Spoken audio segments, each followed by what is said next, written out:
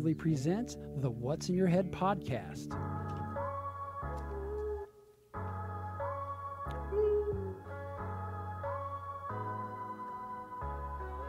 Digitized live from the Your company name here. studios in Cape Coral, Florida. It's the What's in Your Head podcast with your hosts Gordon and Don Abernathy. And that's when he said, wrecked him, hell, damn nearly killed him.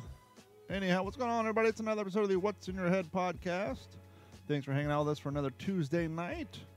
And on this rainy day here in Cape Coral, Florida. But it is what it is. Got a new soundboard I'm trying to turn down the bar. There it goes. You know, a soundboard with a slider bar that you can grab with the mouse is a lot better than a new version of the software where it has like a wheel and you have to grab it and then spin it in a circle like you're a goddamn DJ. But instead of having turntables, you're doing it with a mouse. But anyhow, joining us as always from Las Vegas, Nevada, Gordon Abernathy. Gordon, how you doing tonight? Bullshit. Sounds like a plan. Joining us across the river from Fort Myers, Florida, Mike, no use for a last name. Mike, how you doing, sir? Also bullshit. Mike, I'm assuming, now Mike sent me a text message that says, hey, is there anything you want us to talk about? And I said, well, anything that the audience may find entertaining. He said, well, let me ask you this. Is there anything that I can't talk about? And I said, freedom of speech, bitches. And it is called What's in Your Head. And so was the thing that you were... See what's in there. The thing that you're questioning about talking about, was that the thing you were just talking to me about?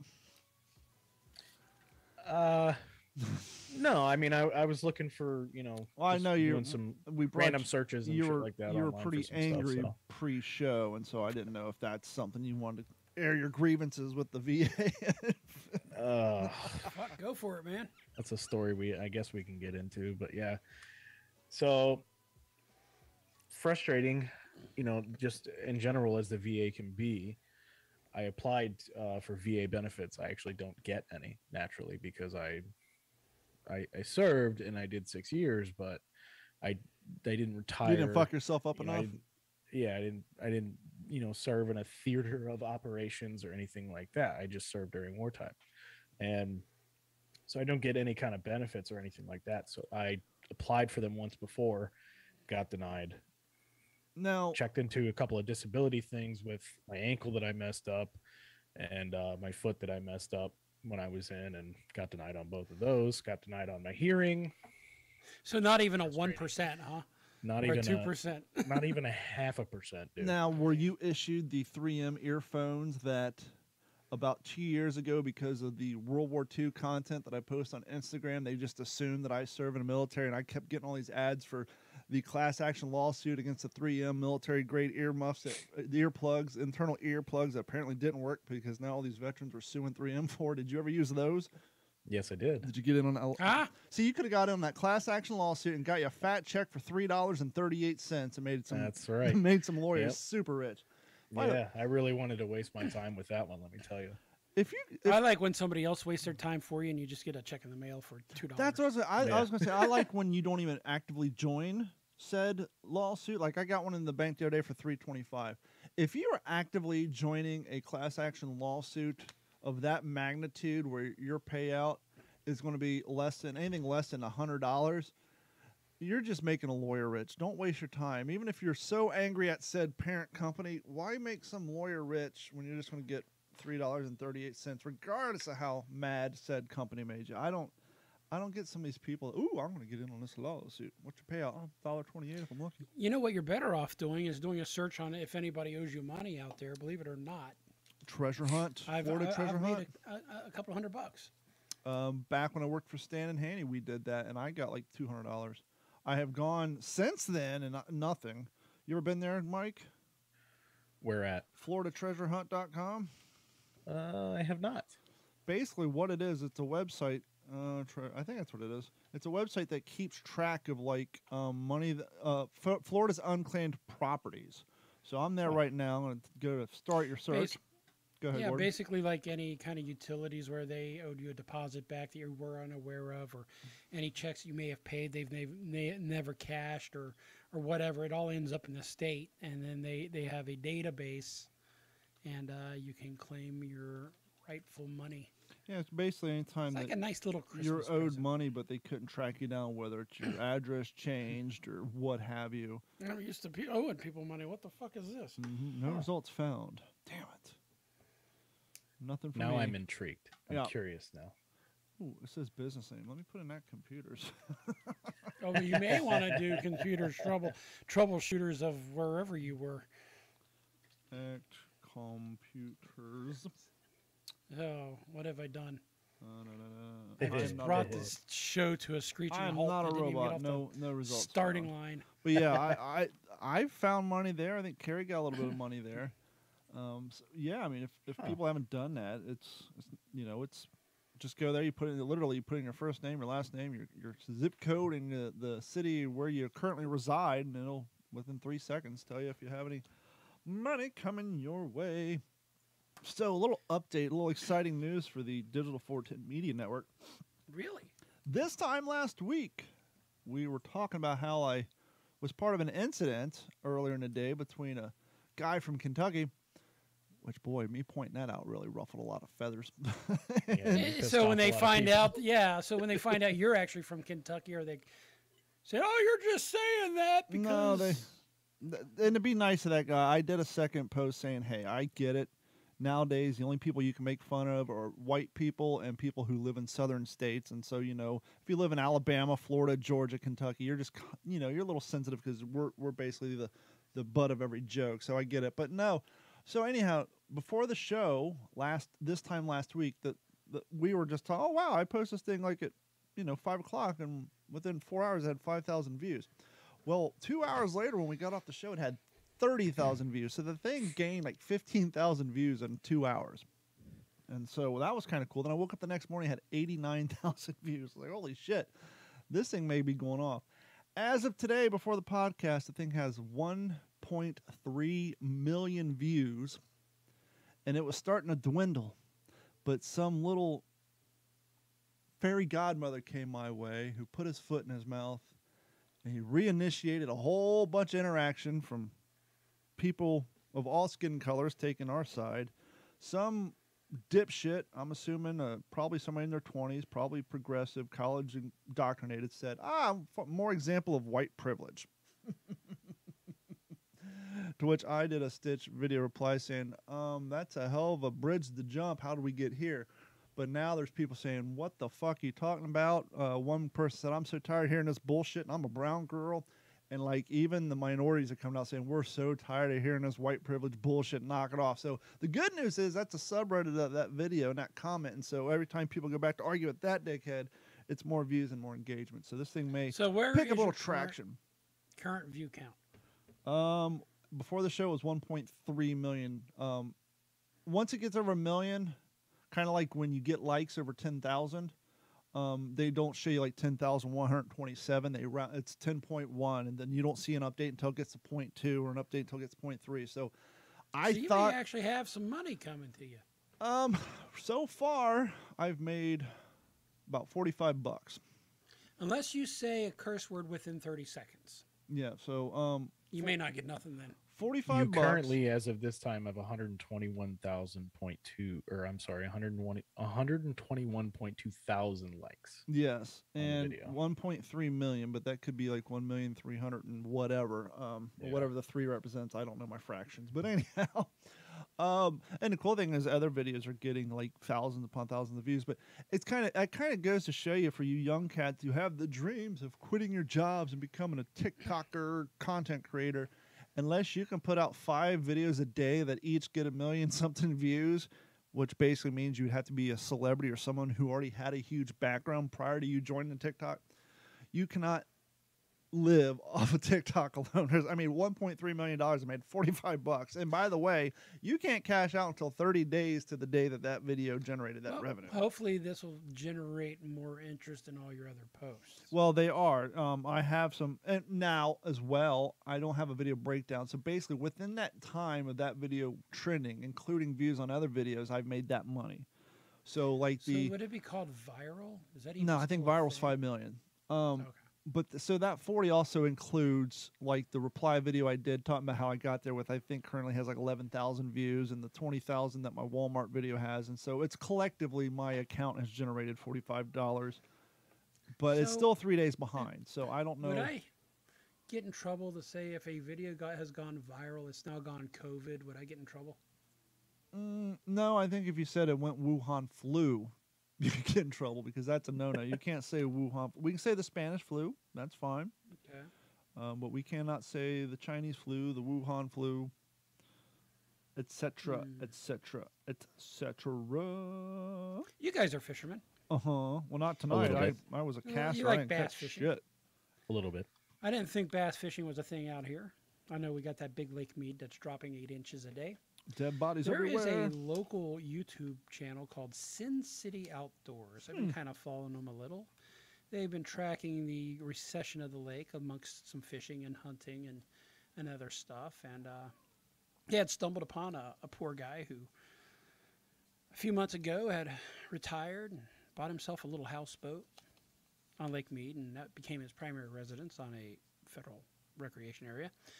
But it broke down, so he pushed it off the shore, and the water within 3 weeks receded so fast his boat was out of the water 100 feet from the deal. So I watched him, but I also watch a guy named Heavy D Sparks. Everybody may know him from Diesel Brothers. And apparently they had reached out to them, and they did a recovery on this boat.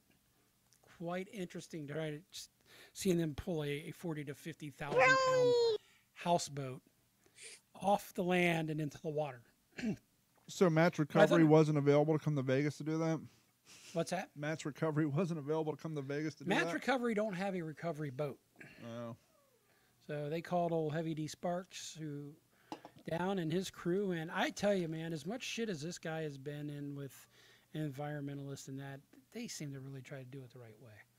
And let me say this, for all you living on a boat, unless it's a brand new, within the last 3 years, yacht, living on a boat, quality of life-wise, footprint of house-wise, quality of utility, of fixtures, and just the living environment, it's a single wide trailer on the water. You cannot convince me of anything else. Well, and this houseboat looks more like a Winnebago on the water.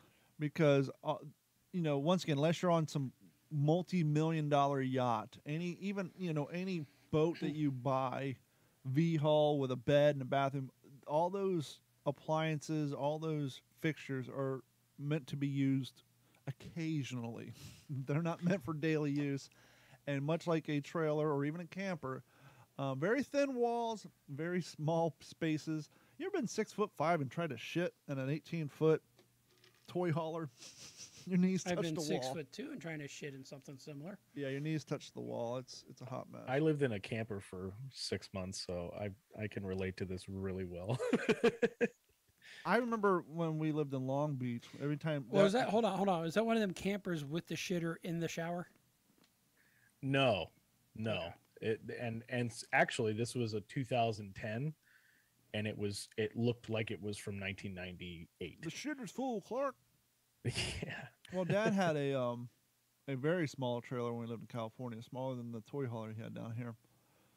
And when he had the house in California, it had 2 bedrooms. And so any time when I lived there after I left Ohio and I was going to school, whenever a family member would come for a week or so, he would park the camper out in the driveway, and I would stay in that thing. Or I would stay in that thing. Yep. And yeah, it definitely gets old quick. Nothing like the whole place shaking when you're tossing and turning in your bed, even with the Oh my feet God, down. is that an earthquake? No, it's just a damn RV. I'm choking on a peanut. Let alone doing other things when you're in there. Yep. So, I'm not doing this as a congratulatory towards me or a celebration towards me. I'm doing this as a segue. Now, we learned last week or the week before that Mike is still a young, spry 30-something years old. 29. Not even 30. Wow. Even sprier. Wow, it tells you how well Don paid attention on the last episode. I'm Because he was thinking of the next thing to say. But I turn 45 tomorrow. Oh, yeah, it's your birthday, isn't it? And so I want to use that in a segue, and this will come in handy for you, Mike, in a short 11 years. Maybe this list will be updated. But for those of you who are in your late 30s, or maybe you've hit 42 or 43 and you're late to mature. Don's talking like he's the oldest one in the room.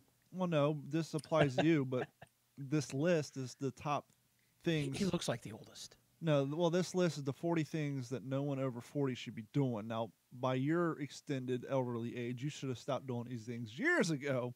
You mean like snowboarding?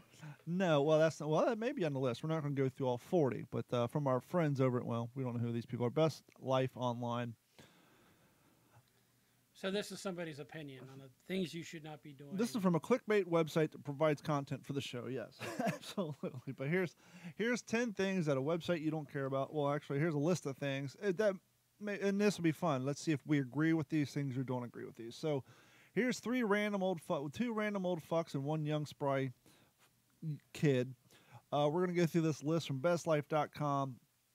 40 things you should stop doing once you turn 40. Let's see if we agree with them. The first one I want to agree with, I stopped doing this when I got in high school. I was a big offender of this when I was in middle school and prior. And Gordon just did it for half a second. Wearing your baseball hat backwards. And probably wearing a flat bill hat, but whatever. Unless you're... No, because if you think about it, the flat bill hat was a West Coast thing. And Jesse James and his old ass was wearing, he was part of it. Basically, it's a trucker's hat, essentially. A trucker's hat or more automotive. Just turn on Velocity Channel and 3/4 of the people in it, regardless of their age, has a flat bill hat and some sort of Dickie shorts on. And their fucking ears tucked in, which I never quite understand. I've asked people about that, and they can't give me a satisfactory answer because my response is, so you want to look like a toddler with a hat too big for your head. I was going to say, the only time I could even Let's justify. combine that. If the 90s come back with all the hip-hop guys wearing a fucking pacifier. The only way I could justify that is like if you're at a concert or a sporting event and you want the commemorative ball cap and it's fitted and they don't have it in your size and it's a size too big, fine. Put your ears in it so it doesn't fly off. Okay, but anyhow, unless you're scooting under your car to change the oil or donning a catcher's mask, you should never, ever turn your baseball cap backwards. At best, you'll look like a little kid. At worst, you'll look like an older guy trying to look like a little kid. Parentheses. And if you're wearing your ball cap at all, remember. For some reason, I had a feeling that was going to be number one. That's why I flipped around the hat. And I like this one because. ESP. And if you're wearing a cap at all, remember, you should take your cap off when you go indoors. I kind of wish we'd bring that decorum back. All three of us are breaking that. Well, this is what you get. Right there. So, right. Decorum. For your younger cats. Jesus Christ. What's that? Your hair? Your fucking haircut. Hey, man, I'm right there. Stan and I talked about this, and I looked this up a while back. Don, your turn. Oh, I ain't scared. Holy, look at that gray. Oh, yeah, it's because I haven't dyed my hair. It makes you look bald on the fucking I haven't done a reenactment in so long, and so I haven't dyed all my hair, so it's like the brown's almost growing. He only dyed parts of his hair. I look like a early 2000s white trash housewife smoking my cigarette with my baby on the front porch. So Stan and I actually talked about this a while back. Back in the day, there was Irish ways and Irish laws. You stood up for the call. No, it's also pain. But back in the day, everybody and their grandmother wore hats. From the dawn of time up until apparently when JFK got into office he was the first president not to wear a hat, fedora, top hat, regardless to I think the inauguration or some sort of big much to do, and then basically that was when the whole hats fell out of fashion. I mean, you go to scally cap, flat hat. If you go to the 20s, 30s, 40s, all the way up to the early 60s, dudes wore hats, shirts, and ties everywhere they went. Fedora. But the question was, we had hat decorum back in the day. You had etiquette. And one of the things was you don't wear your hats indoors. And that's a very good question. Every time I watch Yellowstone, I'm like, no, those motherfuckers are cowboys because the cowboy takes their hat off when they walk in the goddamn house. Rip does, doesn't he? I don't know. Anyhow, so back in the day, there was rules of when it was okay to wear your hat indoors. We have now veered from the list. Well, no, this is a spinoff from the list, but yes, it veers off. Except in public places, you may wear hats indoors in public buildings such as airports, public lobbies, and crowded public elevators. However, historically, a gentleman will always remove his hat when a lady enters the same elevator, and basically lunch counters. Because, as they said, it was so busy, you had no place to put your hat, so it was acceptable to wear your hat indoors. And as Mike was saying at the beginning of the show, he's mad at the VA. The military still has very strict guidelines of when you Take can that wear cover off. your Very cover. strict. And you better put your cover on when you're outside. Period. And not only Now, do you have to stay off the grass in your branch? Oh, yeah. Oh, Yeah. You don't step Stay on off the the commander's. Stay off the commander's grass. And then, I heard some vets talk about how the Air Force had the best looking grass, and that was the grass you're allowed to walk on. Yeah. Typically, that's what I would hear, too. Did the Army have the same policy as the Marine Corps as far as putting your hands in your trouser pockets? Yes. Yeah, I mean, it wasn't. Well, he's going to say the Marine Corps strictly because upheld. they were going to keep them from eating the crayons they got shoved in their pocket. Yeah. But, you know. No, it wasn't as strictly enforced. It was in, the beginning couple of years for training and things like that. But I mean, once I got to my unit, it was like nobody really gave a shit. Well, I think a lot of those over quote unquote zealous policies in boot camp is just strictly to teach you discipline. Because if you can't follow something as keep your hands out of your fucking pocket, how are you going to follow life-saving shit and be relied upon to do things as asked in a life or death situation? Exactly. It's It's meant to break you. Yeah. That's what training essentially is. It's not only to teach you, but it's meant to break you. Tear you down so they can rebuild you. Exactly. I remember in the mid-'90s, early 2000s, everybody's, boot camp's too hard. They're screaming at people. They're hurting their feelings. It's like, no, we're not allowed to fire live fire over your head. So by screaming at you by 15 different people, we're trying to get you in a fucking clusterfuck panic situation that's super loud. Basically representing what it's like to have artillery and gunfire coming at you so you can function and operate. Well, I one thing had I that have. happen. Go ahead. Did you know? In training, I had that happen. We had The shark live, attack. I want to say 249s were being shot clear above our head. It was about, I want to say about 15 feet above our heads, but I mean, you could still hear zooming. But that was like No, week right 5. by. That wasn't day 1. I heard that it wasn't day one, but I heard that the Army has been kind of backing off the shark attack when they get off the bus, Yep. the recruits. yeah. The shark attack is gone. Yep. Yeah, well, they're saying they are it's not slowing allowed down. to do that anymore. And what's crazy, and I think we talked. China's going to totally rule over us. China is actually, Communist China is actually engaging. They've actually enforced policy because, well, one, these dipshits were killing off other women for so many years that if you were a single dude in China, it was like what, one girl for every fucking 500,000 dudes. So no wonder. Guess what that means? Any port in a storm. Exactly. That's why you have such feminine dudes over there. But because of that, China is now in their 1,000-year plan. They're at the stage now where they're actually enforce rules against feminine dudes. They're trying to. They want and they embrace that. I hate this phrase, toxic masculinity. Yep.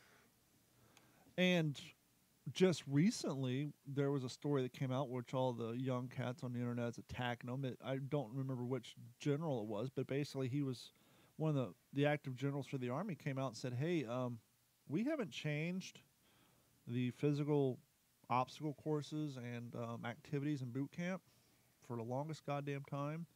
But this new generation of kids are breaking their bones. We're seeing more broken bones and sprained ankles in the same areas that we've been doing for years. You saying Private Gumdrop is breaking himself? Well, these kids, they aren't allowed to jump out of trees anymore, so their bones aren't getting stronger from twisting ankles. They're not falling off of bikes anymore. They're not falling. You're going to come out of a tree one of two ways. You're either A, going to fall, or B, get pushed. Well, kids don't climb trees. If you tell a kid to go climb a tree nowadays, they're going to APFT. Yeah, they changed the APFT. They were starting to do the trials and everything like that when I was in, I want to say, AIT in Fort Leonard Wood. And they were changing everything completely because the basic APFT was push-ups, sit-ups, 2-mile run. So that was a set standard for years. What was the pace requirement? Please don't tell me they're just saying everybody do the girl push-up. I think they are. Well, because I didn't. Oh God, we're doomed. I was a very minimal part of the trial period of the new APFT. So what was the pace on the 2 mile run? 20 minutes? Would you have to finish it in 20 minutes, 30 minutes, 40? Shoot. I mean, if it's Seems 2 mile like it'd run, be you should be able to sub clear a 15. worst case scenario 11, 12-minute mile. That should be 20. But I would assume they'd want you at least try to get 11 to 10. It's been over 10 years. I don't even remember. I think if you ran, because you had different, Sure. everybody had their own, standards that they had to go by. So, based on your age group and height and weight and shit like that. So, I mean, I knew of guys that were running 6-minute miles, That's fucking fast. and they were top of the class. I think the So- fastest mile I ever ran on my peak was, I'd have to go back and look. I think I want to say it was barely sub 8, and I was hauling ass. I mean, I was 17, And that was at 35. going on 18 years old. Mm-hmm. So, I mean, I had, probably some of the tougher requirements as far as 2 mile and I think, late teens and your early to mid 20s are probably your toughest categories, at least back Yeah, then. it's they your were. peak. Right? Yeah, that's when you're supposed to be at your physical best but yeah, I think my best 2 mile run, I want to say at that time, was, I want to say 10 or 11 minutes a mile. Nice. Back to the So, list. Number 2. I would assume if you're a fella, well, not if you're a fella. If you're a dude, you should never be doing this to begin with. And I'm gonna go as far as put White Claw in this category too. But number 2, by the age of 40, you should stop drinking wine coolers. Well, I don't know if this is number 19. They still sell them. Apparently they do. We advise drinkers of any age to avoid these sugary bottles. But if you're over 40, you're definitely ready to be drinking your wine and your fruit juice in separate containers, and to learn how to make the greatest drink, blah, blah, blah. So, yeah. Wine coolers. In all honesty, I think I've had maybe 5 of those in my entire life. They were huge in the 80s when Yes. Seagram's Golden Wine Coolers. Seagram's. Yep. And then Bartles and James. Bartles and James. That was the one out. Yep. That was a huge. That campaign was about as big as the Where's the Beef. Didn't that all get replaced kind of by Zima? Kind of Zima and Gordon and I's. Affectionately known as bitch beer. Zima and Gordon and I's personal favorite, Don't say it. Smirnoff Ice. I've been known to kill some Smirnoff Ice in a day. Here we go. For our new premium wine cooler, and we were about to print up a label when Ed called to my attention the fact that we did not yet have a name for our product. But we decided just to call it the Bartles and James wine cooler, because my last name is Bartles and Ed's is James. If you don't like the name, please don't tell us, because we've already printed up our labels. The folks down at the post office liked it a lot, so we went with it. Anyway, we'd appreciate it if you'd buy a few bottles and see if the label grows on you like it has on us. Please buy some, because frankly, from our point of view, there's no other wine cooler anywhere that's nearly as good at any price. It would also be a personal favor to Ed, because he took out that second on his house, and pretty soon he's got a big balloon payment coming up. We would certainly not suggest you purchase our new Bartles and James wine cooler if we weren't absolutely sure in our opinion that it is the very finest wine cooler that can be made. Now, these are considered witty commercials in the time. These commercials were so popular that people were like making a one-off T-shirts of Bartles and James. To prove this, we close our eyes and taste our competitors' products. Just two farmers and we sitting always on like their front ours a porch. lot better than we like theirs. The Bartles and James wine cooler is a superior combination of premium It's white wine amazing and that fruit flavor. that was like and is a very a pop refreshing beverage that can be culture enjoyed at any trend back in time. the day. I'm glad Ed suggested Freaking And life was simpler back then. see the Where's the Beef thing too. That you remember Where's the Beef? Yeah. It was like a black Maybe- empty maybe, set. Mike doesn't. But Well, that was before his time. But basically, the Wendy's was making fun, which is ironic now because Wendy's was just as bad. So you have this little empty room, and these three old ladies. There's this comedically oversized bun with a super tiny patty on it, and they're making fun of other fast food restaurants.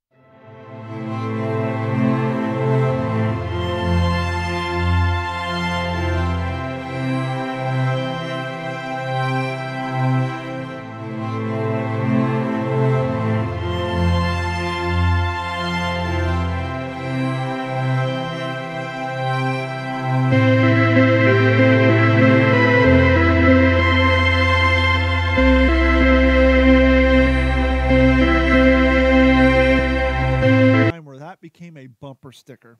Where's the beef became bumper sticker than t-shirt. Between that and Bartles and James, you were just, if you sat down after dinner to watch Alf, Growing Pains, Perfect Strangers, any show of the era, and the Bartles and James and Where's the Beef commercial came on, it was a fucking red letter night for you, because those were like... It was like catching a Super Bowl commercial. Yes, those were like considered. And it's so funny going back and listening to them now. It's like, that's not even remotely funny. Here's another one where she's driving a car.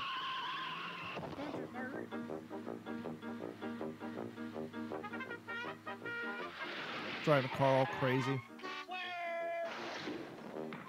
When you drive to Wendy's and order a single, you get more beef than the Whopper or the Big Mac. Now, Don, let's close our eyes and think back to what a Wendy's restaurant looked like back then on the inside. What did the tables look like? The tables had the fake newspaper print on them. Mm-hmm. You had a full salad bar complete with vanilla and chocolate pudding. You had the... What was the official term for that? Would that be a... The never-ending salad bar? No, the glass room. Oh, the atrium. The atrium, yes, yes. They still have some atriums out there. And this goes to show our age. That's where you were allowed to smoke. So, like, if you guys walk into the older Wendy's and that little... You step down and they got that little room built the glass and it has, like, the little coma. It's like a greenhouse. That's when I worked at Wendy's. At my lunch break, I would walk down there and smoke while eating my food during my shift. Which is interesting that they even let employees smoke and eat their food out in front of everybody. It when wasn't I worked at frowned upon. McDonald's, Everybody we had a break room in the basement. Nope. It was not frowned upon. Everybody smoked back then. And remember the little gold, the fake gold foil coasters? Yes. The McDonald's. The ashtrays. Yep. Number 3 on the list. I think you should stop this by the time you're 30 unless you're like super hot lesbians. But anyhow, engaging in hardcore PDA. No one wants to see your public display of affection. There are dignified ways to show your love in public. Try touching, holding hands, brushing one's hair aside, locking eyes, or buying flowers. But trust us, if you're old enough to have children in high school, no one wants to see you making out in public. Number 4 on the list. When's the last... raise your hand if you've ever been streaking. Just me, huh? Oh, 2 of us. Ironically, I went streaking at a Christian-based summer camp. I didn't have a body-positive image. I went streaking at a... Like watching a fucking Stay Puft Marshmallow run down I the would... street. 8 of the boys in my junior class have been brought up on sexual assault charges, along with the accompanying adults at my high school. We were at a... Hold on, please. So what Don is saying is he must have had some pervs with them because there was adults and minors. Well, no, we were at a schoolish sponsored...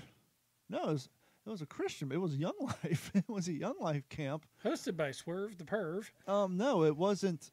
It wasn't. The adults weren't around, but 1 or 2 of them knew about it. Basically, all the guys in 2 of the men's cabin, quote unquote, we're all 17 and 16, went streaking wearing nothing but a hat and tennis shoes down through the area where all the girls' dorms were.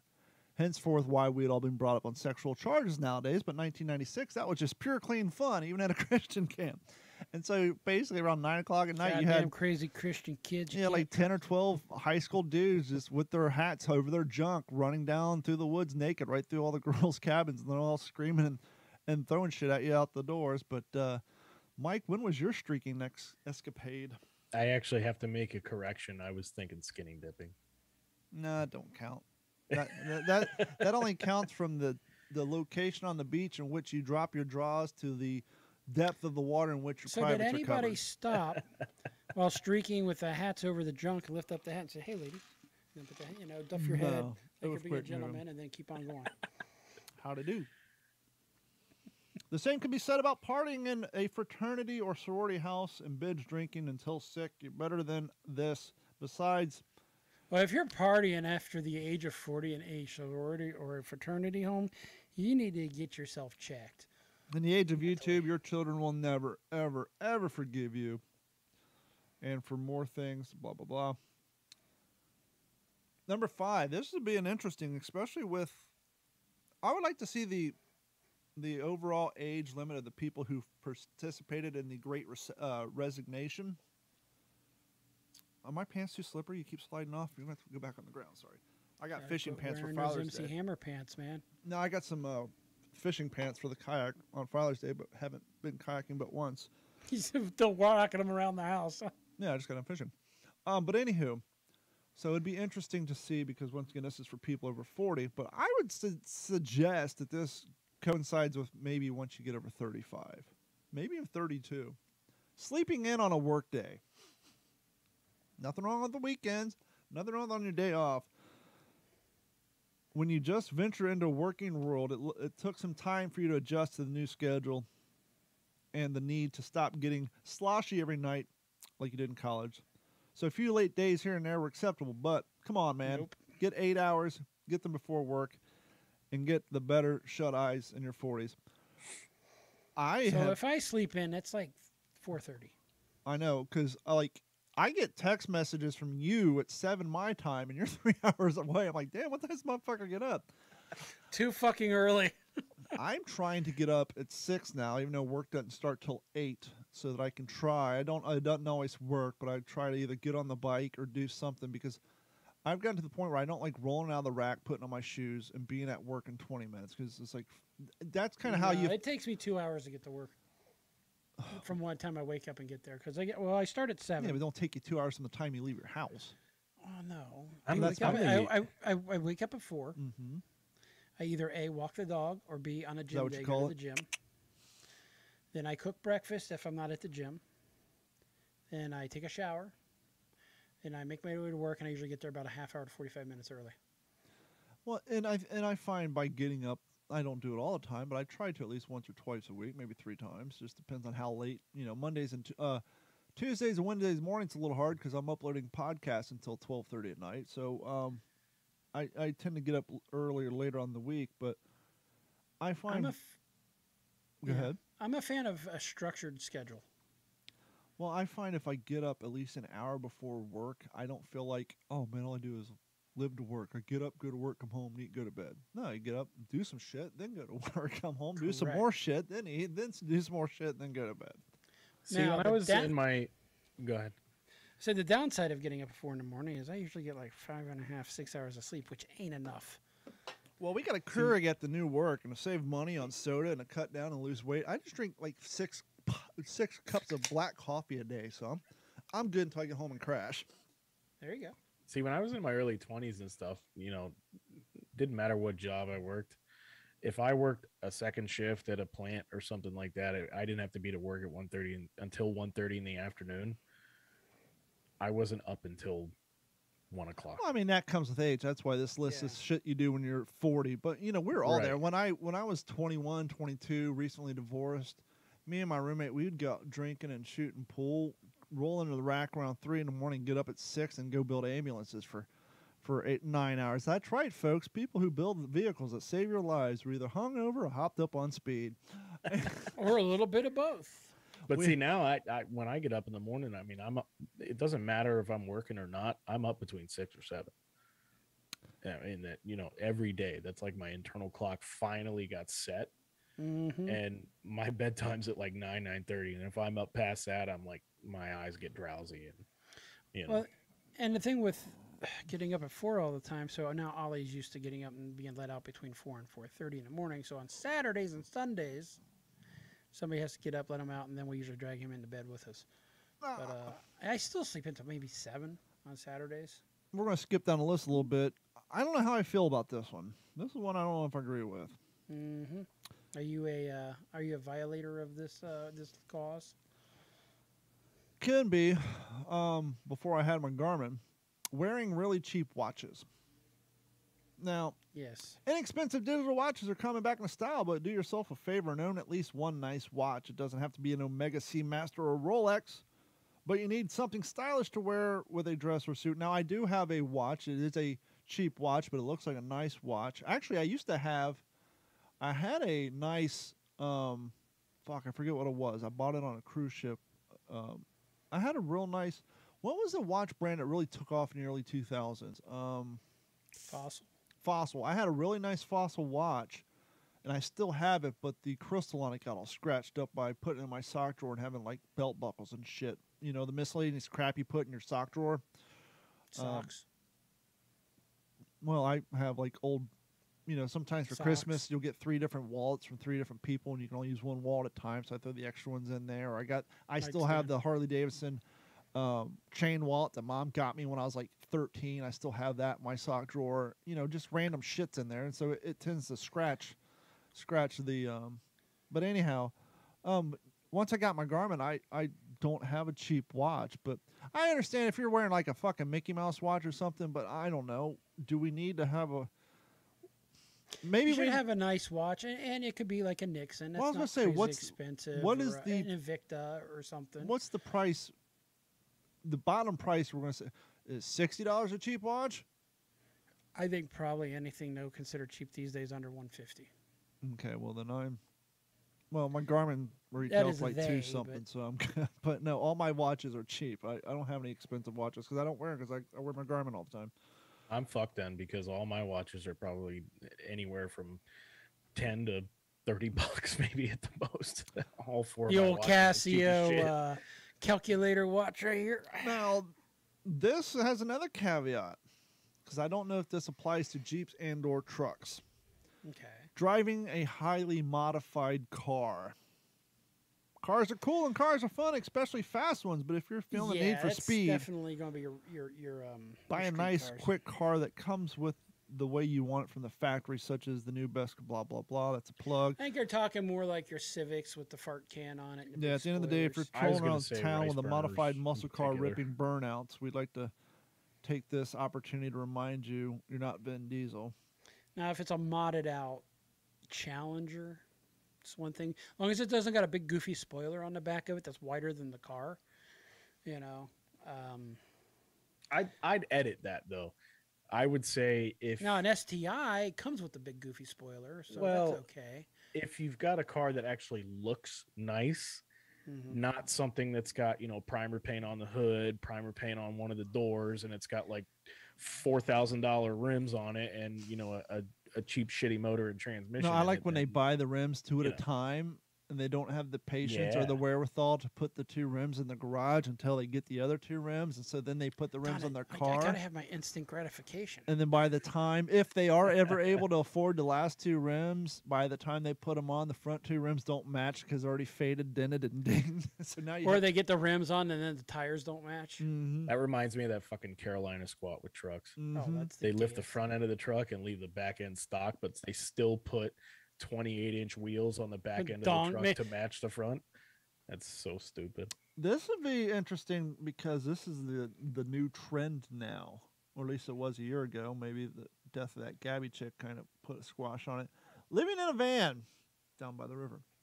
When you're 20s and 30s, it may be cool to do this, especially when you're rock climbing Van type. life. But it's time to sell the old rig. Here's the thing that It's expensive. well, not only that, but anytime I see someone who sells all their property and they're going to go live in a van or they're going to live in a tiny home or they're going to go live in the woods in Alaska God, I'm so close to wanting to do that. when they're in like their 40s, I'm thinking, Yeah. that's cool for the next 6 years, maybe the next 12 years. Or what broke. But what about when you're 60, 70, and 80? What kind of quality of life are you going to have at 75 having to get up and chop wood every day? Oh, my And ass is all gonna that be in shit. an old folks home. What are you talking about? Well, and in that situation, it's understandable. But Yes. when you're looking at communities that have like RV parks and stuff like that, my uncle, he lives in some city in Florida somewhere, and he lives in an RV. Living in a gated RV It's park. big out west. I was saying living in a gated RV park's different than living in a van cruising Yeah, around. Say van like life, yeah. living on a van, say in somewhere near Venice Beach with all the other half homeless people. Yeah. Just But funny enough, I just suggested that to my girlfriend the other day. Like, why don't we just get rid of the apartment, stop paying $2,000 a month for this, and Jesus Christ, it's more than my mortgage. and let's just get a camper or an RV or something like that I can pull behind the truck. We'll just put it somewhere, pay $400 a month in lot rent, and save up some money to buy a house. Yeah, I was gonna say, because right now it's not the buyer's market. It's headed that way though. Our buddy from the Unsupervised podcast over there, he has a food truck now, and he goes out. Now, is this the guy who dresses like Porky Pig and likes fast food? Yes. Okay. He has a food truck, and he is experiencing the joys of being a small business owner in Cape Coral. He's already gotten the back. I dealt with this when I had the At Computers van. When you go outside, and you get called down to City Hall to explain why your commercial vehicle was in front of your own house for more than 2 hours, and you go in there, and they got some dickhead code compliance guy with black and white 8x10s with X's and arrows and a paragraph on the back of each one explaining what it was. And he posted a picture after the rainstorm the other day that his whole street was flooded. He said, "Dear Cape Coral, instead of hounding people for parking their commercial vehicles in front of your house, how about you work on the sewage? But by the way, thank you for giving me the ticket to move my food truck, because if it was there, it would have been flooded out." And I had the same thought the other day, and this is why I bring this up. The house across the street from me just sold for $430,000. And as we've talked about, every time Carrie and I go out fishing, there's a new property. I was out fishing tonight. There's a new seawall I was fishing from. And Now, is this the new house that's getting built? Yes, this is a brand new house. It was an empty lot before. It's a brand new house, not even occupied yet. Same size house, same footprint, comparable to mine, which means, fuck yeah, my property value's going up. But I was laughing because I'm thinking, congratulations, you bought a house for $430,000 on the street with no drainage that floods, and the power goes out anytime we have a regular fucking Florida storm. Because our street flooded the other day just from a 3-hour rainstorm. But Don, if you My didn't neighbors have were those, damn the near house out in would a be like canoe. 700,000. What's that? If- Oh, if if we it had didn't have drainage. Yeah. Yeah, so we don't have drainage, our power goes out, and you don't have city water. All for a cool $430,000. Last one from the list we're going to do. I agree with this wholeheartedly, especially if you're following around fucking Fish or the Grateful Dead. If you're ever the age of 40 and you're following your favorite band on tour, sorry, friends, but it's an event that requires a wristband to buy alcohol. We hope it's a one-off and not an entire season. You're just too old for this unless maybe You you won the saying you lottery. wouldn't go follow the ICP now? No, because Violent J's so old and fat that he's having heart issues and just got out of the hospital for being sick. They had to They're cancel not the even. album release. I don't even think they're touring anymore. Yeah, anyway, so. yeah, he's so fat and bloated, and like he says, he gets winded, and he walks out his back door to his separated garage where the recording studio is. Just walking out. Keeps it up, he's going to be silent, Jay. So yeah, he just got out of the hospital like Tuesday, and Again. yeah, again. So yeah, so that's a list for those of you who are barreling down That to child's 40. still rocking it right now, huh? Yeah, Mad Child's picking up. He's See that video I sent to you with all the SRH or sub noise people? I guess Head PE's on there now. nope. Yep, check it out. The guy lead singer of Head PE looks like a fucking old man now. If you're not, how do we do this delicately? Jared. Let's go back to the days. Let's just pretend it's 2000. No, let's go back to. Let's pretend it's 1998.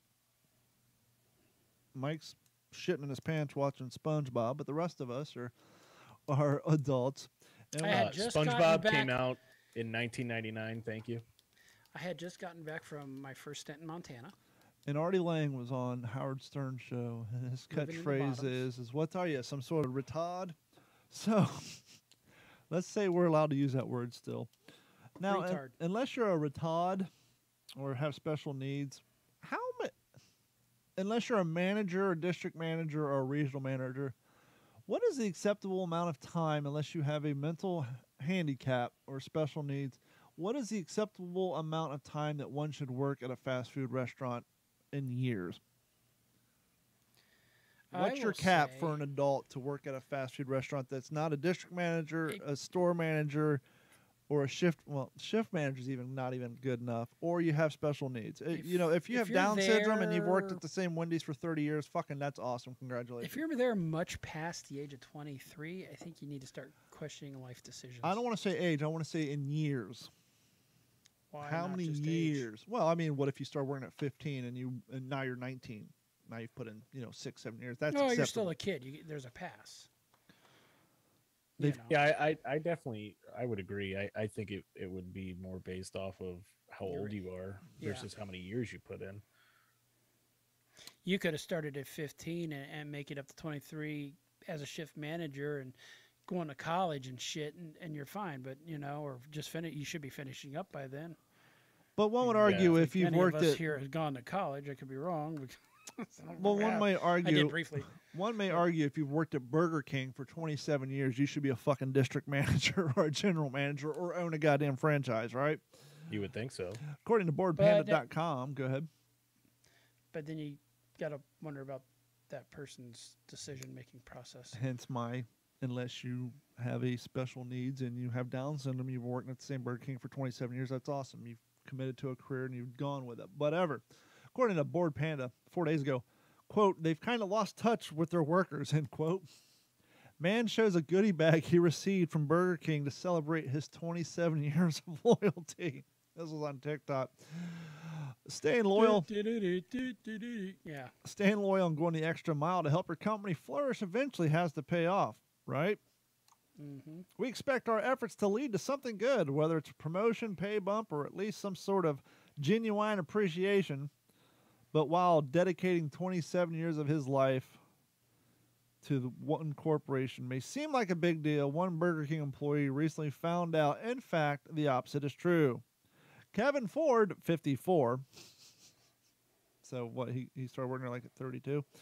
A 54-year-old cook and cashier who hasn't missed a day of service in 27 years, not a store manager, just a cook and a cashier, recently showed off his work anniversary gift bag in a video that went viral for all the wrong reasons. The clip that was shared on TikTok shows Ford standing in the kitchen. Ding, fries are done. Ding, fries are done. Ding, fries are done. I gotta run. I gotta run. I gotta run. I gotta run. I work at Burger King making flavor Whoppers. I wear paper hats. Would you like an apple pie with that? Would you like an apple pie with that? Ding, fries are done. Ding, fries are done. Ding, fries are done. Ding, fries are I tell you, there's still nothing better than Family Guy.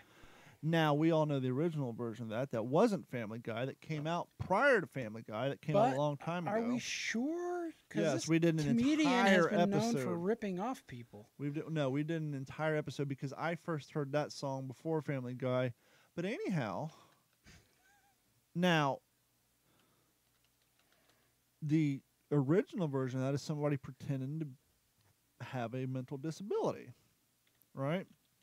And in 2022, that would definitely be a big. Here's the original. Here. I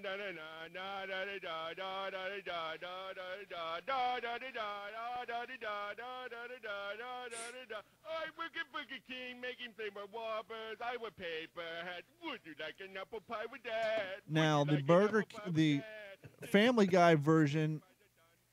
This is a YouTube. This was an internet meme, and it's just a picture of a guy at Burger King with the mouse moving.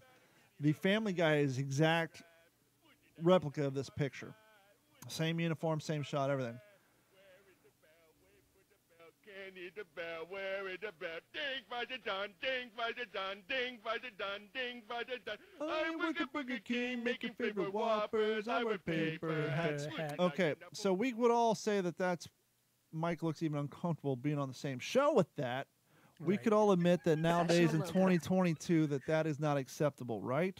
It's like, what the fuck? Did I just get However, in 2020, Burger King said, fuck it. No one would know. How could they know? And they put out this. They'll never know. Oh, hold on. That ain't it. They'll never know. They put out this gem. Yes, I remember this gem. Yeah, we did a whole episode on this. but with a special surprise. $5 for Where's the end of two. it? With a 2 for 5. Listen to the background. This is the Christmas music. Celebrate with a 2 for 5 mix and match deal. Your way. No, that way ain't it. better. Where's it? Anyhow, they. Well, when you type, oh, here it is. Don's about to go back to working Here for it is. Burger King now. Here it is. See all the lights? Oh, so They got their mask on for cool. You COVID. like that? Yeah, Mom. This year has to just this is epic. Damn it. They've scrubbed it. Anyhow, they use the ding fries are done. Yes. And I mean, it was a Christmas song it's based off of, but yeah. yeah, but they used the retard version. There you go. They changed it to 245. So they changed it, but it's the same song. And like,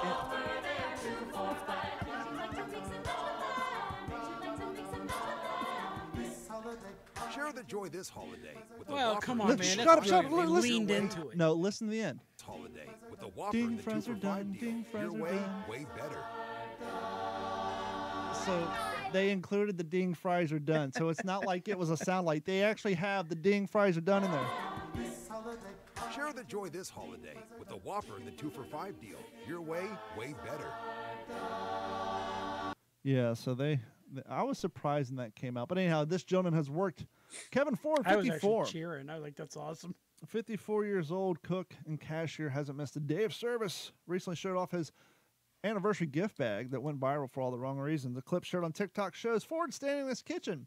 He was going through his goodie bag filled with bland stuff. Now, what do you think Burger King, Gordon, would give you for 27 years of service? I bet there is a book of coupons or some kind of gift card in there to Burger King. Maybe some hats, some T-shirts, basic swag. Maybe like a that you give windbreaker. away. Possibly a windbreaker. If you're ring. really lucky, a hat. Maybe a flash drive with Burger King written on it. Yeah, pretty much. All swag, all stuff you would give away anyway. But a hat might be cool. Maybe a fresh uniform or a nice. And if they gave him a car, key card, some keys in that bag, that'd be really sweet. But Maybe a nice windbreaker with the embroidered Burger King logo. I forgot. He's going to get. Where did he work again? Burger King, 27 years. So he's going to get a paper crown. I think he would accept that. Oh yeah. For his appreciation for nearly 3 decades of service and perfect attendance, mind you, it's 27 years of never missing a day that wasn't justified. For his $10 worth of shit.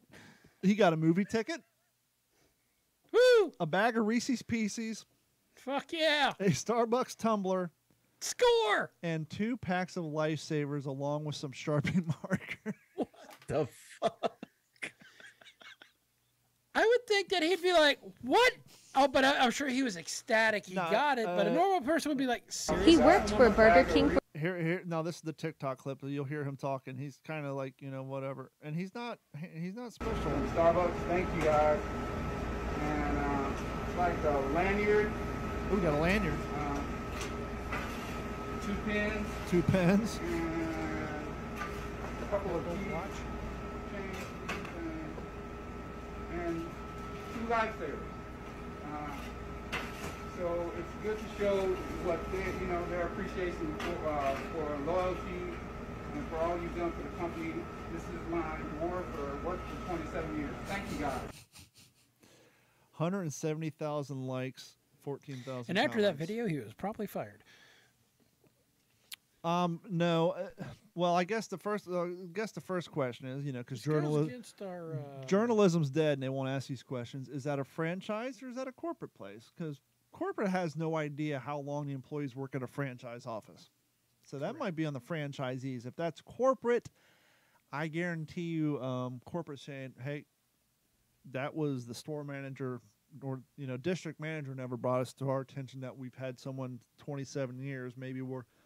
I guarantee after that commercial, he probably got a phone call, and that damn founder of the company they may have given him a kind of a check your smarts exam, and let's see if we can at least make this dude a fucking shift manager at 27 years.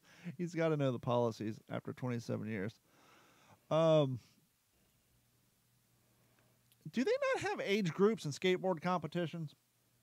I skateboarded for many years, but I never good enough. Yeah, there should definitely be at least a Legends group for anybody over the age of, say, 35. What about, let's say, over the age of 29? That would be, see, under legends would probably be heroes or some shit like that. Now, some third world countries are cracking down on trans females participating in female athletics. You saying the United States is third world too? No, but, well, we're starting to get caught up, but not in the skateboard world. A 29-year-old biological male who identifies as a transgender woman beat out a 13-year-old girl for first place in a New York City skateboard tournament on Saturday. Which means this individual never made it anywhere as a male and therefore looked for the easier way out. And Gordon, how dare you say that men are more skilled, can go bigger, land harder and faster than a woman. Just case in point, watch a snowboard half-pipe competition in the Olympics. I remember one year we were watching the Salt Lake City Winter Olympics, and my aunt, one of our favorite aunts in the world, looked at me and said, well, why are the guys going bigger than the girls? I'm like, well, it's called biology. You know, you can feel like you're a guy, but unless you got that, grew up with testosterone coursing through your veins, you're not going to get the benefits. The fact that they had a 29-year-old woman in the same category, in the same competition as a 13-year-old tells me that they probably know 8 people fucking join this competition. You can't get in trouble if you just let everybody in the same division. I know, but clearly if you had 200 people or 80 people or even 10 people join this competition, you probably could spread out the age group. But the fact that you have a 29-year-old in the same bracket as a 13-year-old... You never know. Tony Hawk may show up at the age of 50-something once he heals from his broken leg or broken arm. I was going to go watch him down here at Fremont. He was going to skate, and then he busted himself up before he got here. He done busted himself up. Look at Steve Cavallero. He still rides. Before we get nearly into the same level he used to, but I still give the guy props. Mike, does your family have like slangs or code words or phrases that you guys use amongst the house, but if a random person would come over, they would be like, what the fuck are they talking about? Oh, absolutely. Give me some examples. What's that? Give me some examples. Probably some more common ones. I mean, there's one in particular that I can't say. Boo-boo kitty fuck? We'll do what? It's a boo-boo kitty fuck. Yeah. Yeah, there's one in particular that has been an ongoing thing for years in my family that, on the airwaves, I'm not allowed to say. It's not a nickname for you, is it? No. It is a... Although there was applause. It's a name and then a number attached to it. And it had to do... You remember Nextels? Uh-huh. It had to do with Nextel phones. We always... Hit me on the two-way. What's that? Hit me on the two-way. Yeah. We all had a nickname associated with Nextel and a number. So, hey, three-way, get over here. Now, being the proper redneck that I was, first time I saw myself a Nextel two-way, my naivete was like, that thing got the range where you could talk to somebody in Kentucky? Yeah, stupid. It's using a cell phone tower. It's not a fucking walkie-talkie.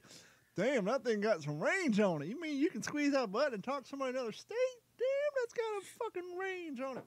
My dad embarrassed me one time. I was in science class in school, and he got Nextels because the company that, the company I work for now, all got Nextel phones because it was easier than using CBs. Oh, absolutely. And, man, I remember that shit getting in construction. Then you end up in Nextel hell where everything would just break up. My dad, and when we started our business, hold on real quick. And when we started our business, we got our Nextel. Dad was still doing the CB radio jargon. Over and out. The etiquette. Yeah. Over. Yeah. You're a fucktard, over. Why'd you do this, over? When I was in, when I was sitting in science class, and I remember it was dead quiet. I think we were probably doing a test or something like that. Oh, he didn't rip a fart, did he? No. When I was in school, I mean, cell phones were becoming popular. I mean, we had beepers. We weren't even allowed to bring them to school. My sister's 7 years older than I am, so I mean, she had a beeper too when she was a teenager. We lived when I went to high school. it was a detentionable offense to have a pager in school. Because after all, Yeah. I'm so old that it was after high school when I got the first pager. after all, because if you had a pager, you were either a doctor or a drug dealer. Yeah. Now, luckily, by the time I turned 17, I became a father, so I had an excuse. But even then, I had to cut a hole in the inside of my pocket to put the clip in so that the pager was inside my pant pocket, so they couldn't see And it. then you can hear the buzz anyway. See, our rules were, you know, it can't be seen and it has to be off. And if it was on, you would get in trouble. Well, I left mine on one day, and like I said, it was dead quiet. And all of a sudden, my dad goes, beep, beep. What the fuck are you doing? I went, oh, shit. And everybody just turned and just Dad, glared you just right got at me. You just got me detention, Oh, dude. no. Nowadays, it's a civil rights violation to take away kids' fucking cell phone in Yeah, I was school. gonna say it's all open now. It's everywhere, isn't it? You do Well, that? they're probably texting in the middle of lectures. Well, my son's got a cell phone. It doesn't have a plan attached to it, so you can only use it when it's hooked up to Wi-Fi or a hotspot or something like that. But even he, you know, because I ask him every once in a while, "Are you allowed to use that in school?" And he's like, "No, we're not allowed to have that out at all. They'll get in trouble Good. still, even now." Yeah, they can get in trouble, but if the teacher took the phone, fucking forget about it. Yeah.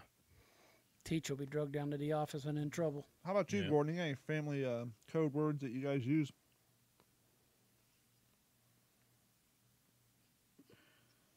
Not really. Really? I'm pretty lame that way. I guess. There's no. I mean, it's just the two of us. I have no code. What am I gonna do? Yeah, I mean, there's hey, you Well, wanna slang take him to terms, the not PARK later. I mean, Well, I mean slang phrases. For example, you come to my house at 5 o'clock, our Alexa will come off and say, "Here's a reminder: give 2 scoops to the bebop."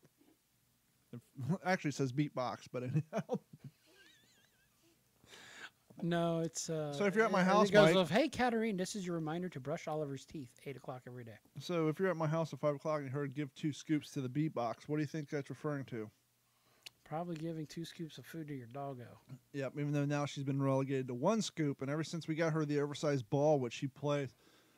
She's so goddamn cute. She's like a little seal now. She figured out how to bounce it off the screen, and she'll bounce it off her nose like volleyball 3 times now. But she's because we got her on the science diet, we've relegated her to 1 scoop in the morning, 1 scoop at night, and she's playing this ball. She's losing weight quick, but she bounces this ball off the fucking fence, and she's so goddamn cute. As soon as she goes outside, she just hauls ass, and you just see this little green ball get pushed all around, and she can control it too. Like she was running, the ball was going right for a tree, and it just went right around it. She's gotten so good at controlling this thing. It's like a remote control car. She just zips all around and then bounces on her nose. Speaking of remote control cars and dogs, when I go take Oliver for a walk at one of the parks with a huge field, there's a guy who has a remote control car that he uses to run his Doberman with, and she just chases it. I was like, that right there is the best thing in the world. Chippies. It's not some janky remote control car either. This fucker's fast. Chippies. Potato chips. Chippies? Yep. I want some chippies. Oh, you have chippies? Give me some chippies. No, potato chips. Bebop. I got brekkie for breakfast, but that's nothing special. Everybody uses that. Brekkie's kind of common, yeah. Bebop's one of her many names. Bailey does not come to Bailey. She don't even know that's her fucking name. She thinks it's either We've got Barky Bartocamus when he starts barking. Licky Lickopotamus when he doesn't stop licking. Sir Stinks a lot if he's just smelly. You know, some random shit like that. We got Bebop, Honey Bear Sugar Britches, HB for Honey Bear, Honey Plum, Sugar Booger, Bailey Boo, the Bear, and a handful of other names. Tucker used to be called, Tucker had a Native American name. His was Tucker Muddy Feet because he had white feet with little brown spots all over him. Oliver Underfoot. Well, there you go. Yeah. My dog's actually a pit bull, and I'm not allowed to have him here at my lovely apartments. But his name's Vader, and one of his nicknames that I call him is Vady Dater. I don't know why. And the only time he actually comes to me, I can call his name 1,000 times a day and he won't come to me, but the only time he actually shows up is when I whistle at him. And it's a specific way. And because we're good parents, we refer to our daughter as Ding Ding instead of Dipshit. I call my son. Now the daughter is not Bailey, right? No, the other daughter, the Ding Ding. The 2-legged daughter. Yeah, the ding ding. I call my son a dingus. Yep, that's a good one. This episode of the What's in Your Head podcast is brought to you by absolutely nobody. But if you want this episode of the What's in Your Head podcast to be brought to you by your company, please email us at info@d-fourten.com, and you can sponsor the show and even the studio if you're so inclined. And while you're pulling up the email and typing in things, head over to d-fourten.com or what'sinyourhead.com and click on the Patreon link. It's only $1 a month. If you like us, and if you like us, it's $3.50 a month. And if you like us, like Winnie Cooper, it's $7.50 a month. That'll get you a free T-shirt after month 3. Mike has been hounding me all weekend long to do an OG5 podcast, and we are going to do that. And I think I actually went like this earlier too. That's amazing. And we were going to do one yesterday, and then Henry and I, because on the What's the Scuttlebutt podcast, it's a World War II based podcast, and we actually spent 20 minutes before going live on our sound check talking about music or random shit. So I just went ahead and cheated and snipped that 20 minutes off and threw it up on Patreon last night. And maybe something you want to start doing more often. And so, yes. And so right now, if you are a member of Patreon OG5, there is a little 19-minute little snippet of me and Henry Sledge from the What's the Scuttlebutt podcast. Me, Gordon, and Mike will get one up this week, too. We need to at least try to get 2 of those out a month, as well as some exclusive video content. But right now, I don't have any video content for any of our YouTube other than the live streams because, well, it's been raining and Carrie still has a bum leg. Her foot looks like it's... Did we talk about that at all? Your knee, yes, not her foot. Oh, wait, no, we haven't talked because that happened after the that happened after the What's the Scuttlebutt podcast. And so last week we talked about going to the urgent care and all that shit, right? Yes. Yes. Fast forward, her foot still looks like it got attacked by bees. It's all black and purple. Her knee isn't any better. Sunday, I took the kid to the beach and saw some big-ass tarpons swimming right in the shallows off of freaking Sanibel. That was cool. Damn, I wish I had a sea fishing rod. No, the irony is it was like 3 feet off the shore, and there's some guy 20 yards out fishing. I'm like, if you only knew to turn around. But I didn't say that to him. I came home and was sleeping, and Carrie was trying to make her way to the bathroom. And she went to push the door shut on her crutches and fell again, luckily this time on the carpet. So now we have been relegated to pushing her around the house in the office chair. Don't have a wheelchair.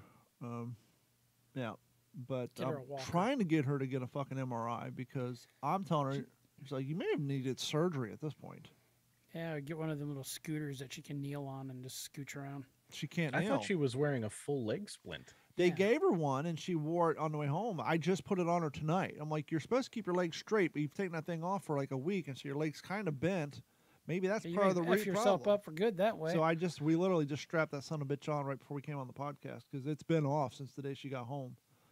But yeah, so her leg is still all fuckered up, which caused us to cancel the trip to Kissimmee last weekend which would have been YouTube content. So between the rain, the lack of fishing, and everything else, other than the live streams, the YouTube content has dwindled some. But anyhow, so please head over to d-fourten.com or what'sinyourhead.com. Click and sign up for Patreon, and if you're a Patreon member, head over there and click on the post, and you can listen to the new OG5 podcast. And Gordon, Mike, and I will get one up this week. But right now, it's time. News and shit. News and shit. Now here's Gordon with some news and shit. Gordon, digitized live from the What's in Your Head podcast dashboard news stuff. Here's Gordon Abernathy. Got a new soundboard. I can't find the original opener, which don't matter because it still says at computer. So anyhow, as long as you don't say, "How are you doing?" I was like, didn't we cover this at the top of the show? News and shit. News and shit. I think news and now shit is a good Gordon new with some jingle news for and shit. Well, it was news and shit originally. It was originally news and shit, but when we would post on Facebook the synopsis of the show, Facebook would not share it because it had profanity in it, so we couldn't say any news and shit with Gordon. Oh, you could throw a couple of asterisks in there and bleep out the word. Amazon may be going a little creepy with the Alexa, as it could soon mimic the voice of dead relatives. Deep fake shit is so fucking scary. Yes, it is. Amazon Alexa might soon replicate the voice of family members, even if they have passed on. Assuming that your family member had a digital footprint with video. Obviously, your Well, this is grandmother the who died in interesting part. 1989 who had no video footage on the internet. It'd be hard to Or the only video footage of you, or any sound footage you got, is when they were yelling at you. Then that would be. Or was at a wedding when they were talking to the microphone upside down, and or remember because back before everybody had cell phone cameras, it was everybody was shy to be on camera. There was a whole lot of block in the face, or when you go back and watch any high school footage from the '90s, just people flicking off the camera because that's what we did in the '90s. Or '80s and '90s, anytime anybody produced a camera, you just flicked it off because no one wanted to be on camera. And you had to get those two side fingers just right too, right? Yeah, who made that rule? Right? Remember, like back in the day, it was like any finger in the store, but no, you have to the index finger and the middle, the ring. You gotta have steez, man. Your middle finger's gotta be parallel styling. with the knuckle on your middle finger. Your thumb has to be a 33. It's like the military of flipping people off. Versus this. Yeah, versus some clunky.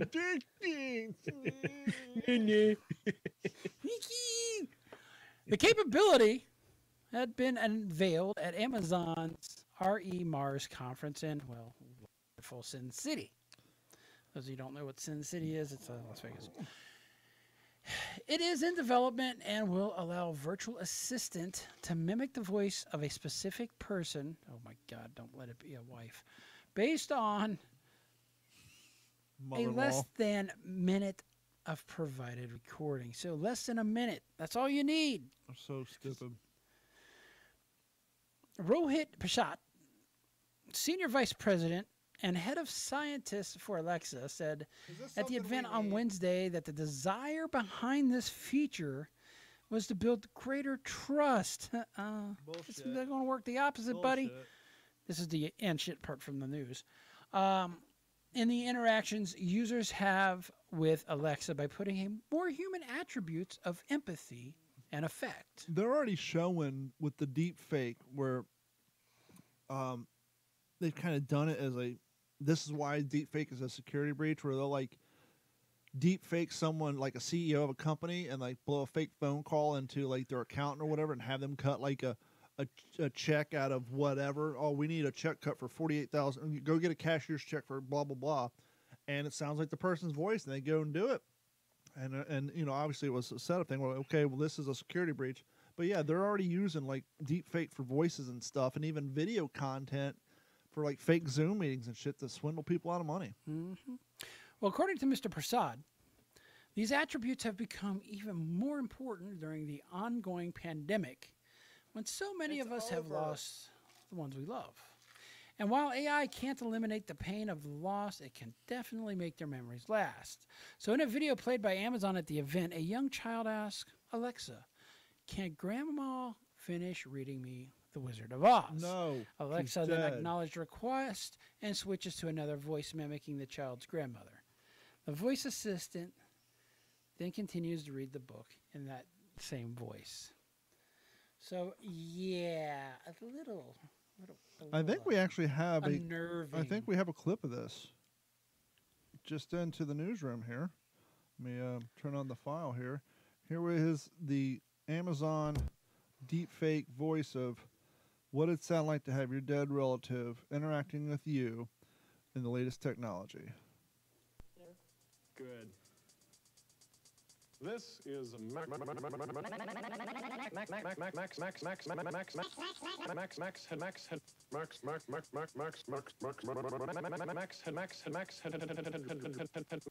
one just don't seem to be as what they're offering. So Max here. Headroom come back. I've been seeing a lot more Max Headroom lately. I don't know. I'm trying to find the original. There's a lot of remake This stuff is the there. 80s. Yeah, this was 80s. Max Headroom was a TV show. I was in elementary school. A lot of you and it was guys have taken my advice on dress and are now walking around in baggy shorts and flops. What was the original storyline behind Max Headroom? He was a computer generated AI that did that. But what was I can't remember the whole storyline behind Max Headroom. Let's see what the old Wikipedia says.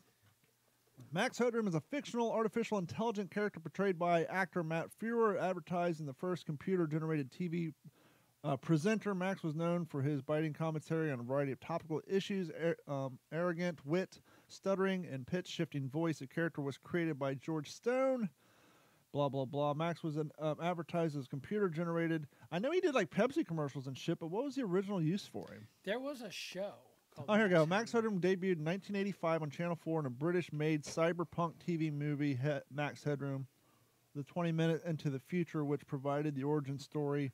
In the movie, Edson Carter is a journalist fleeing enemies in a parking garage, and he was forced into a motorcycle, blah, blah, blah. So, yeah, it was from a movie. Yep, man, it's back in the days of like Airwolf and Blue Thunder and A-Team. When everything had to have a gimmick, Perfect Strangers, Bosom Buddies. Everything still needs a gimmick. It's just a little different now. But moving on. A Boy in Blue Does Good. Policeman? Coming out of Conklin, New York. And what happened? Well, there was a missing golden retriever named Lila who was discovered deep inside a culvert pipe. Culvert pipe. What the hell was that? I have no idea. In Isn't that upstate New York. redundant, or is that for people who don't know what a culvert is? It's a culvert pipe. See, a culvert isn't necessarily the full pipe, but this is the full pipe that probably pops out under the road of the culvert. Nonetheless, this dog could not be lured, gee whiz, Gordon, and you're not even drinking, out by her owner with peanut butter dog treats and but I am. cheese. If a dog can't be lured out with cheese, there's a problem. Because my dog can hear a cheese wrapper from outside. Does your vet do that? What's that? Creative vets now, like when putting a thermometer up a dog's woohoo, or having to do shots, whatever, they'll just spray like cheese whiz or whatever on the table, so the dog will be licking the cheese whiz while I haven't been. Yeah. I'd actually have to ask Katina that. So if you ever go into a vet and you see a bottle of cheese whiz sitting on the counter, that's what it's for. Well, in the end, State Trooper Jimmy Rassafone decided to crawl about 15 feet into the pipe, which is under a rural road to rescue Lila. I think I'm stroking out over here. Why would they? Despite the extremely tight fit. Who's the dick in the English language that said, hey, we're going to give a word that describes an area where most people have a hard time speaking regular Queen's English? Rural. I live on a rural route. R-U-R-A-L, rural. Rural route. You want to find out where you're really from? I feel like you have a stroke. And add the word route because you have a rural route. You automatically sound like a hillbilly. He crouched down and literally disappeared into the hole, and was led, and with a lead and that had a choker on it, said Lila's owner, Rudy Fuhrer. Yes. What kind of backwoods redneck still using chain chokers in their fucking dogs? I don't know. And the owner's the name type of Rudy, type of person whose dog gets put in a culvert. That's well, Lila's owner's name is Rudy Fuhrer. That's F-U-E-H-R-E-R, as in the Fuhrer. I was gonna say, be careful who you say that around. Who called 911 for help on Sunday morning. He was My dog down yonder he was in the able to culvert. somehow manipulate his arms and get the choke around the dog's head. And out comes the trooper with the retriever, both soaking wet but safe. So this dog is 13 years old and had been missing since Friday afternoon. Fuhrer, oh dear God, was walking his two other dogs, both Lila's offsprings, a few hundred feet down the road from his house Sunday when he heard the plaintive yelp. Which he said, you "Oh did my know. God, that's Lila." Called the 911. Cop Rassafone shows up, and Bob's your uncle. Lila is saved. If Bob's your uncle, is Sheila your aunt? But anyhow, what you didn't I don't know know, is do we even have an Uncle Bob? Fuhrer, his middle name was El Duce. That's a Mussolini joke for those you paying attention home. Yep. Okay, I got one Nevada story, and I got one Northport, Florida story coming Close up. enough. So, Nevada man has been charged for, punching a woman and then interfering with Donkey crew punching? members on flight in a flight in 2019. What the fuck is wrong with people? And this was before the pandemic. Mm-hmm. A Gardnerville, Nevada resident was sentenced Friday to 5 years of probation, 6 months of home confinement, and restitution in the amount of $49,079 for assault and interference with crew members during a flight from Seattle to Las Vegas. No, that's all you need to know. Daniel A. Parkhurst, 41 years old, pleaded guilty or pled guilty. Do we need to add that to the Pled list? or pleaded? Is that do we need to add that to the list of things to do when they're 40? Is to stop punching stewardess on an airplane? How just about stop randomly punching people in general? Pleaded guilty on February this 22nd, 2022, which I believe was a day of a podcast for us, to one count of interference with flight crew members and attendants and one count of simple assault, as opposed to complicated assault, in a special aircraft jurisdiction of the United States. According to court documents, on October 31st, 2019, Parkhurst touched a female passenger's inner thigh without consent. Howdy do. Creepy McCreeperson. After she smacked his hand away, Parkhurst started to punch the female passenger multiple times. Hold on. He's feeling a little scorned. Well, maybe her legs are so big that they crossed over and like rubbed up against them. But he touched her inner thigh. Well, that's because her So legs he's are saying that so big that his arm was resting on the armrest, and his hand happened to slop down on the inside of their thigh. or her thighs are so big that they cross over. Or was she just a regular sized woman who sat like a dude? I don't know. So he started to punch a female passenger multiple times. Flight attendants and other passengers intervened to stop Parkhurst from punching the female passenger. As a result of his behavior, the flight was forced to land in Reno, where Parkhurst was thus removed from the plane and arrested. Okay, so what we need to do, we need to put like a curtain in the back of every airplane and tell people that that's the Mike Tyson booth. And there's a possibility that if you act up, Mike Tyson may or may not come out and whoop your ass. And so, And if he's not there, his pigeons will be. Yes, you don't know if he's there. Just like the air marshal. You don't know if there's an air marshal on board, right? Well, you don't know if there's a Mike Tyson back there. And there's a very good chance that if you act a fool, Mike Tyson will come out and beat your ass, just like that dickhead that he beat up on the plane. So we need the Mike Tyson booth in the back of every airplane. So there could be a air marshal or a Mike Tyson on this plane. Act a fool and find out. So I do got two more stories. We will move on to Northport, Florida. This is a ending to a story that has had national headlines. The attorney for family of one Brian Laundrie released the contents of the suicide letter on Friday. Did any of you guys hear this? No. I wonder if we need some appropriate background music for this. I did hear about this, yes. I did. I've been so just out of it with all that's going on. I didn't know that the whole Roe v. Wade thing actually came to fruition until it just started showing up all over the place. So, but we're gonna read a suicide note, right? Yep. Maybe we need to set the mood here. Hold on a second. Go ahead and start reading it. I'll fill it in. Okay, I'll go ahead and skip down to I don't need to read the story. So basically, he wrote, "I'm sorry for everyone's loss. Please do not make life harder for my family. They lost a son and a daughter. The wonderful girl in the world, Gabby, I'm sorry." He concluded his writing by saying, "I have killed myself by this creek," evidently it's before it flooded, "in hopes that animals may tear me apart, that it may make some of her family happy. Please pick up all my things because Gabby hated people who littered." So, yep, that's how he ended it. I remember, I think they found him in water. That must have been the notebook they found next to him. And That's appropriate.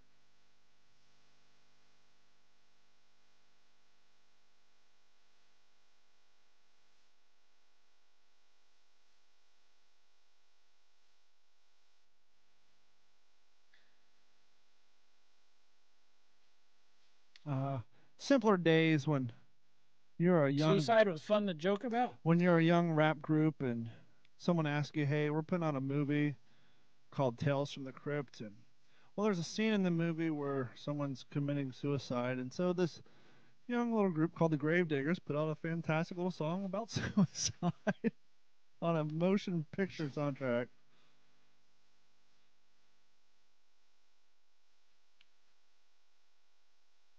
Not an auto-tune one in there. Nope. So, fun fact, if you go on Spotify and look up the Tales from the Crypt, fun fact in one sentence. if you look up the If you look up the soundtrack for Tales from the Crypt, this song is not on it. They pulled it from Spotify.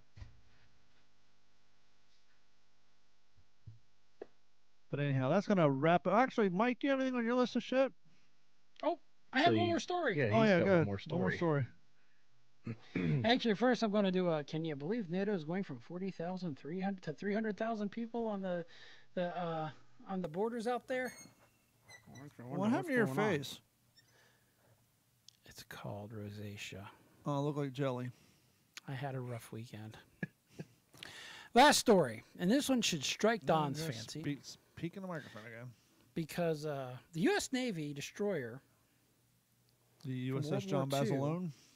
escort that engaged superior Japanese fleet in the largest sea battle of World War II in the Philippines has become the deepest wreck ever discovered, according to explorers. The USS Samuel B. Roberts, popularly known as the Sammy B, was identified Wednesday as broken into two pieces on a slope at a depth of 22,916 feet. Wow. Think about how high 20,000 feet is in the sky. Now push that down into the water and add another two. How's there anything even recognizable that didn't get crushed into a tin can? It's hard to say, but this puts it 1,400 feet deeper than the USS Johnston, which was previously the deepest wreck discovered last year in the Philippine Sea, also by American explorer Victor Vescovo, founder of the Dallas-based Caledon Oceanic Expedition. He announced this latest find together with UK-based IOS Expeditions. So, needless to say, the Sammy B took part in the battle off of Samar, the final phase of the Battle of Leyte Gulf, on October 1944, in which the Imperial Japanese Navy suffered its biggest loss of ships and failed to dislodge U.S. forces from Leyte, which they invaded earlier as a part of the liberation of the Philippines. According to some of the records, the destroyer escort disabled a Japanese heavy cruiser with a torpedo and significantly damaged another while battling a group led by the command battleship Yamato. After having spent virtually all of its ammunition, it was critically hit by the battleship Congo and sank. Of 224-man crew, 89 had passed or died, and 120 were saved, including the captain, Lieutenant Commander Robert W. Copeland. According to Samuel J. Cox, a retired admiral and naval historian, Copeland stated that there was no higher honor than to have led the men who displayed such incredible courage, continuing into battle against overwhelming odds from which survival could not have been expected. So this site is a hallowed war grave and serves to remind all Americans of the great cost borne by previous generations for the freedom we take for granted today. And it wasn't Cox said that in the long statement. ago, because there are few and far between, but there are still vets alive to this day from that campaign. Yes, there are. And that is it for last news. This concludes the evening news, and now back to the ACT Computer Studio in Cape Coral, Florida. Mike, do you have anything on your list of shit you want to talk about before we wrap up this episode of the What's in Your Head podcast? Yes, I actually have one story. It comes out of Indiana. The Hoosier State? Coming from... Oh, where's it coming from? Shelbyville in Indiana. June 10th, 2022. Mysterious hard object inside catfish turns out to be a sex toy. Nice. Have you heard this story? Catfish will eat Anal anything, plug? won't they? Have you heard this story? No, I have not. Two Indiana fishermen got a secret toy surprise after one of them caught a blue catfish on the Ohio River last week. When Richard, I want to say Keyser or Kassar of Shelbyville, Indiana, took his friend John Hoop fishing on the Ohio River last week, the goal was for Hoop to land his first blue catfish. Well, he did, but this fish came with a secret toy surprise. Saying, quote, "We noticed when we got it to the boat that its stomach was huge," said Keyser. At first, he assumed it was because of eggs or maybe some wildlife that the fish had eaten.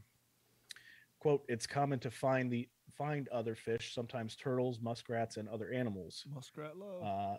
It wasn't until later in the day that he actually pressed down on the catfish's abdomen and felt two hard objects that he knew couldn't be eggs.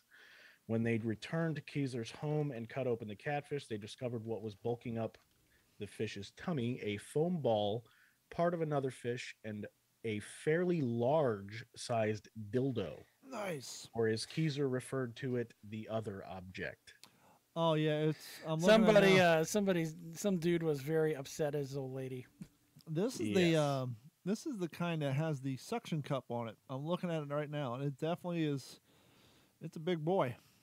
That is something to be seen coming out of a catfish's stomach. You know, what's cute is all these news stories are tiling it out. It's like in the world of 24-hour news, transsexuals and sexual this and sexual that, you're going to block out a guy holding a fucking rubber dildo. Yeah. Well, I will say it is mighty veiny. It's mighty veiny. Mighty veiny. Mighty veiny and equipped with the suction cup, but it is almost the rubber ball in which he's talking about is almost it's actually bigger than the balls. Is it a similar size to the dildo in Fight Club? I don't remember. And he walks in the door and it's on the dresser and she says something like, "What are you?" Yeah, maybe. Similar size. Yep. It's green and slimy though. This ain't. It's been in its it says belly. Keezer told Huffington Post via Facebook that Hoop has the catfish, but he didn't think his fishing companion had eaten it yet. Meanwhile, he still has the other object, but probably not for much longer. I don't have any use for it, he said. Well, see, he's not going to have a use for a novelty-sized dildo. See, if journalism wasn't dead, someone would have asked him to put a tape on that. I don't know how big it is. Put a tape on that. Yeah. So, nice, lovely story like a coming baby's out of arm Indiana. holding an apple. Yep. So. That's fucking funny. So that's that's all I've got for tonight. So I catfish figured we ended and on a dildos. funny note. We want to thank each and every one of you for your continuing support of the What's Your Head podcast and all the podcasts here on the Digital 410 Network, and including podcasts on Digital 410 Network. Head over to d-410.com or pbbates.d-410.com and check out Mike No Use for Last Names podcast. Him and his co-host Ron, who has the last name. They host the Tackle Your Personal Best, where you can get all the fishing knowledge you need, anywhere from matching a hat to what bait season or what time of the year, etc., and all that good stuff. So head over to d-410.com, click on the link, or go to pbbates.d-410.com. And thank each and every one of you, and we will talk to you all. Let's see if this works with the new board. We will talk to you all next week.